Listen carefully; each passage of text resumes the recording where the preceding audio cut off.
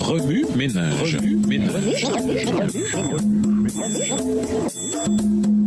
Bienvenue dans votre émission Remue ménage. Qui, moi, je fais vraiment partie du reste. Lisons 1 Samuel 16, verset 7. 1 Samuel 16, verset 7, et l'Éternel dit à Samuel, « Ne prends point garde à son apparence et à la hauteur de sa taille, car je l'ai rejeté. L'Éternel ne considère pas ce que l'homme considère. L'homme regarde à ce qui frappe les yeux, mais l'Éternel regarde au cœur. » En tant qu'adventistes, nous tombons souvent dans les contradictions qui apparaissent chez ceux qui font partie du reste de Dieu. Des contradictions comme celle de savoir que nous sommes pécheurs, de nous réjouir d'avoir la lumière divine, mais de ne pas la laisser nous transformer. Des contradictions comme oublier que la grâce est un don et considérer l'amour de Dieu et le ministère terrestre de Jésus comme une sorte d'héritage que nous sommes les seuls à pouvoir réclamer.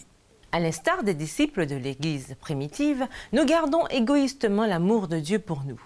Dans Acte 10, Pierre reçut de Dieu une vision qui le dérouta et l'ébranla au plus profond de lui-même. Apercevant une multitude d'animaux impurs, il reçut l'ordre de les tuer et de les manger. Ce qu'il refusa catégoriquement de faire, parce que les lois alimentaires juives le défendaient strictement. Cependant, Dieu dans sa sagesse préparait Pierre à rencontrer Corneille, un Romain et un gentil qui suivait pieusement les enseignements de Jésus. Ne nous arrive-t-il pas à nous aussi de cataloguer les gens en faisant des différences en fonction des confessions et des pratiques de culte?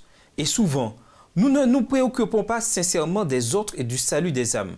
À l'instar des Juifs de l'époque, nous sommes plus occupés à défendre les traditions humaines et les pratiques religieuses. Acte 10 est un chapitre important parce qu'il met en contraste deux hommes très différents. L'un était considéré comme un élu de Dieu, l'autre comme un proscrit. Cependant, Corneille le proscrit ne mit pas en doute le message qu'il avait reçu de Dieu. Il s'empressa d'obéir. Réveillons-nous, ouvrons notre cœur et notre esprit, afin de comprendre que le grand conflit, la bataille entre le bien et le mal, se livre actuellement dans nos cœurs. Ne nous contentons pas de dire que nous sommes le peuple du reste de Dieu. Vivons comme tel. Comme Pierre, nous devons être changés pour pouvoir accomplir avec empressement ce que notre Père nous demande. Remue ménage, Dieu vous a-t-il déjà donné des instructions auxquelles vous ne vouliez pas vous conformer parce qu'elles ne concordaient pas avec vos perceptions ou votre situation? Ces instructions étaient-elles trop difficiles à suivre ou s'opposaient-elles à ce que vous aviez en tête? Quelles émotions le fait de placer le grand conflit dans la bonne perspective suscite-t-il en vous? Pourquoi?